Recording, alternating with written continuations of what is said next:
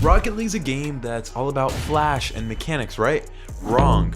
Most people think you need to focus on flip resets, ceiling shots, and all those mechanics to hit SSL, but let me tell you something, the real key to hitting SSL isn't about grinding hours for these clips, it's about mastering the boring fundamentals, and you've probably heard people talk about mechanics or hours in free play, and sure, those things are important, but they're not the real secret to hitting SSL. What really gets you to the highest rank is something much more dull. It's the foundation habits that will make you consistent, dependable, and actually ready to rank up. And the best part about this is anyone can master these, no matter what rank you're at right now. And today, we're going over the 4 most critical things you can start focusing on that will guarantee improvement. Boost management, positioning, rotations, and consistency. And if you dedicate time to these things, you're going to see major progress. But if you're wondering, Dice, who are you and why should we even listen to you? Well, my name's Dice and I'm a top 1v1 player at my peak, and what I do on this channel is try to teach people how to rank up as efficiently as possible so that you don't have to spend loads and loads of time playing Rocket League to get the highest rank. In my opinion, you can get the highest rank while barely playing the game, and you can have time for other things in life, like spending time with your family or having friends. Let's get into the video. I want you to really think about what makes a player stand out at the highest levels of Rocket League. What makes Monkey Moon stand out? Is it his mechanics, or is it because he probably has the best positioning in the world? You see, it's not just the flashy moves, it's the ability to control the basics perfectly. Think about it. Players in SSL make fewer mistakes because they've mastered the boring fundamentals, and there are 4 key areas you need to focus on, which may sound really basic, but they're what separate SSLs from any other rank. These basics are: number 1, boost management.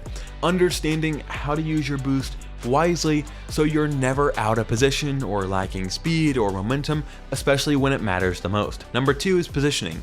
Where you are on the field is often more important than being the first one to touch the ball. And number 3 is rotations, knowing when to fall back and cover your teammates or move up to apply pressure. And number 4, consistency, being reliable with basic mechanics like clears, aerials, challenges, and these 4 fundamentals are what you'll find every SSL player doing consistently without even thinking. They have this ingrained in their playstyle, and that's why they perform so well. But the truth is, it takes time, effort, and dedication to focus on the boring stuff, and the key word here is focus. Most players want to improve, but they're focusing on the wrong stuff. Now let's dive into boost management. This is one of the most overlooked aspects of gameplay, and if you're not managing your boost properly, you are putting yourself at a huge disadvantage. Boost is the resource that fuels everything you do. Whether it's moving fast to challenge a ball quickly, rotating back quickly, or even going for an aerial, you need boost to do everything. But how many times have you found yourself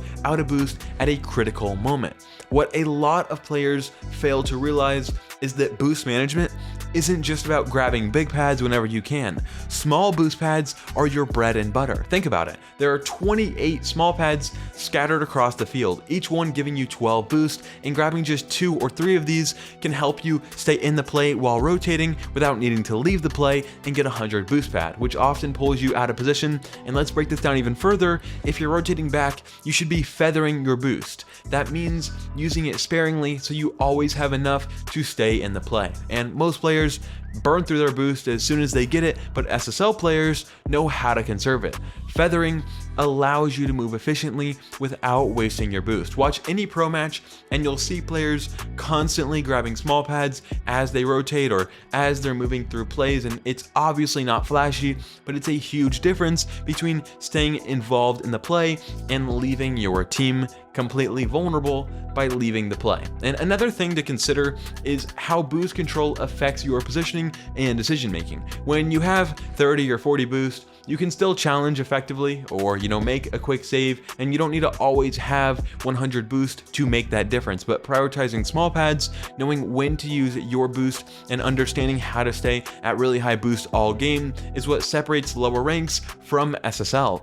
Next, we've got positioning, and I can't stress enough how important this is. Positioning is everything in Rocket League, and it's not something you can just get after watching this video. It takes thousands of hours to master positioning, and I don't even have it mastered, but one of the biggest mistakes lower ranked players make is that they're constantly ball chasing. They think being near the ball is always the best move, but if you want to climb ranks, you need to understand that where you are in the field matters way more than how many touches you get on the ball. Let's break down positioning into a few key concepts. Number one, the first concept, the back post. This is your best friend in defense because when you rotate back to defend, you want to position yourself at back post, pretty much behind your teammate, so you have a better angle to save shots and react to play. No shot can be behind you if you're at the back post, and you can obviously boost forward and not backwards. Number two, don't ball chase. Yes, it's tempting to always be in the middle of the play, but that's not how the game works at the highest levels. If you're constantly chasing the ball, you're not giving your teammate space to work, and you're likely leaving gaps in your defense. Number three, anticipation. Positioning isn't about reacting to the ball after it's been hit. It's about predicting where the play is going, and this means positioning yourself in a way that you are ready for the next hit rather than chasing the ball once it's already been hit. Positioning also ties directly into game awareness. At lower ranks, you'll see players clumping together, all trying to get to the ball, but at higher ranks, players are way more spread out. They're rotating and they're waiting for the right opportunity to actually attack. They're not forcing the play, they're being in the right place at the right time, and that means having the patience to wait for the play to develop and knowing when to go for the ball. And it's boring, sure, but that patience and positioning is what allows SSL players to make the plays that they do. Now let's talk about rotations. Rotations are the glue that holds your team together. Without proper rotations, your team is going to crumble. No matter how good your mechanics are, the hardest part about mastering rotations is that it requires discipline. You have to know when to kind of give up on a play, rotate back, and when to cover your teammates. A solid rotation system is the reason why, if you ever watch RLCS, their rotation seems so organized, and if you watch just like a random Plat 3v3 game, the team feels like a chaotic mess. The basics of rotation are actually really simple. When your role in the play is over, you rotate out. But here's where it gets tricky. Knowing when your role is over isn't always obvious, because a lot of players tend to overcommit because they want to stay in the play for longer, but this often leads to leaving your team exposed. Let me explain the standard rotation system in a bit more detail in a 3v3 context. You've got three roles at any given time. You've got your first man, second man, and your third man. And the first man is the one challenging the ball. Once they've challenged, they need to rotate out to let the second man move up. And the second man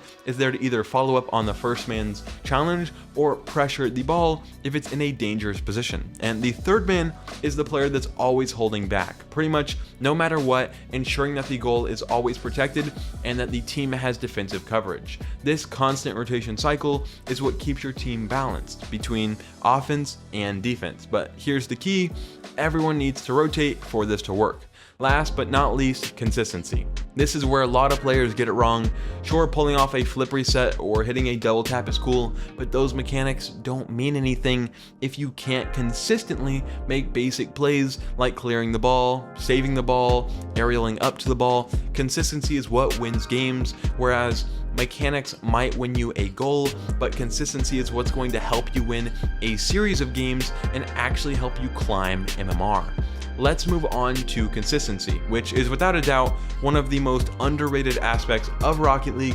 People think mechanics are what makes a player great, but let me tell you, consistency is actually what makes a player reliable, and in the long run, reliability wins games. It doesn't matter if you can pull off the most mechanically insane plays 1 out of every 50 tries if you're inconsistency with the basics. Consistency is the ability to hit your aerials, clear the ball, challenge every single time. It's about being able to perform the basics under pressure, and it's not about doing the same thing every game. It's about being able to react to situations predictably and ensuring that you don't overcommit or make poor decisions. difference. SSL players aren't always flashy, but they're incredibly consistent. They make the right play every time, and that's what actually is important here.